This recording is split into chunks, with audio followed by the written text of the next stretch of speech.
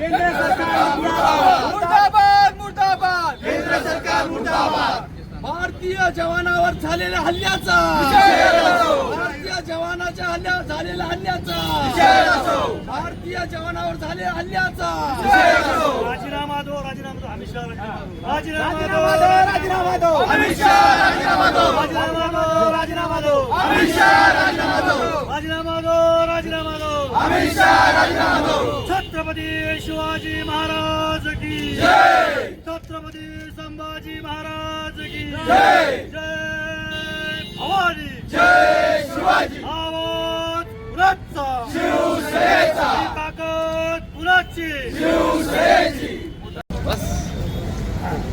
उद्धव साहब तुम आगे बढ़ो हमारे साथ है उद्धव साहब तुम आगे बढ़ो हम तुम्हारे साथ है जय भवानी जय शिवाजी जय भवानी जय शिवाजी शिवसेना जिंदाबाद शिवसेना जिंदाबाद जय भवानी जय शिवाजी उद्धव बाळासाहेब ठाकरेचा जय असो जय भवानी जय शिवाजी माननीय बाळासाहेब तुम्ही बघितलं असाल काश्मीर येथे आपल्या जवानावर आतंकवाद्यांनी भ्याड हल्ला केला त्याचा निषेधार्थ आम्ही इथे आलेलो आहोत. आपले जवान तिथं शहीद झाले तरी हे केंद्र सरकार अमित शाह नरेंद्र मोदी यांना लाज पण वाटत नाही की आपले जवान तिथं शहीद होत असताना हे गप्प बसलेले आहेत.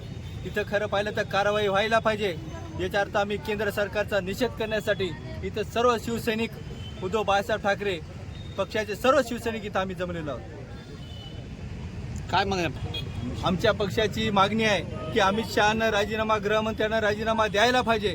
कारण की ज्या पद्धतीनं आपल्या जवानावर जर हल्ला होत असेल तर हे लोक करायलेत काय. एका पद्धतीने सांगतात की एकीकडे आम्ही हिंदूवादी आहेत आणि आम्ही कुठे पण कोणतेही इथं दहशतवादी हल्ला या भारतावर होऊ देत नाहीत आणि त्या ठिकाणी काश्मीरवर आपले जवान तुमच्या माझ्यासाठी कमीत कमी 6 ते 7 जवान तिथं शहीद झालेले आहेत.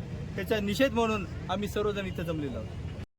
भारतीय जवानावर हल्ला झाल्याच्या निषेधार्थ आम्ही सगळेजण इथं जमलो आहोत. खऱ्या अर्थानं 370 कलम रद्द झाल्याच्या नंतर देशाला असं वाटलं होतं की याच्यानंतर कुठलाही जवान आपला शहीद होणार नाही.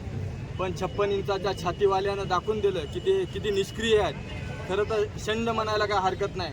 पंतप्रधानांना आणि गृहमंत्र्यांना राजीनामा द्यायला पाहिजे. आम्ही संपूर्ण भारत देशामध्ये राज्यामध्ये निदर्शने करत आहोत. आपले जवान रोज मरत आहेत आणि शासनाला त्याचं कुठलंही देणं घेणं नाही. ते राजकारणात व्यस्त आहेत. या ठिकाणी जवान मरत आहेत. त्याच्या निषेधार्थ शिवसेनेच्या वतीनं पूर्ण राज्यव्यापी धरणे आंदोलन निदर्शनं करत आहोत.